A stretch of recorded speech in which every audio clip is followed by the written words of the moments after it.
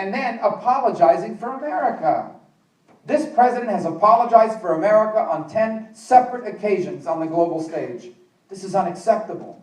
And what it does is it leaves people really upset and frustrated and angry and worried. Not just worried for themselves. You're not just here because you're worried about yourself. You are. You're living life and it's tough. But you're scared for your kids. I hear it everywhere I go. I feel it in my own life. What kind of country are our kids going to inherit? That's the question on everyone's mind, and they are worried that it will not be the great country that was left to us. And that's why this election is so important.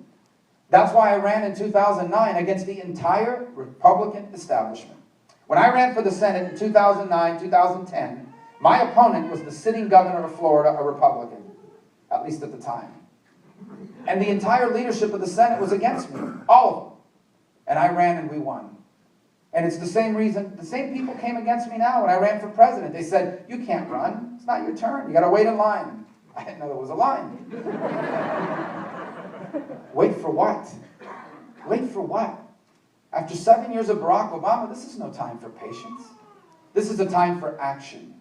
And that's why I ran for president. Because if we don't get this election right, there may be no turning back for America. There may be no getting this right.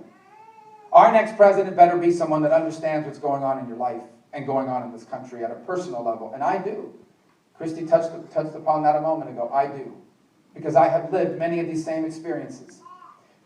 I can't wait to see how's Hillary Clinton going to lecture me about people living paycheck to paycheck. I lived paycheck to paycheck. I grew up paycheck to paycheck. How's she going to lecture me on student loans? I had a student loan. Up until like 3 years ago, I still had it. It was over $100,000, and I paid it with a book. I had to write a book. You can only get rid of student loans 3 ways. You die, you pay it off, you write a book and pay it off. I wrote a book and I paid it off. And by the way, it's available on paper.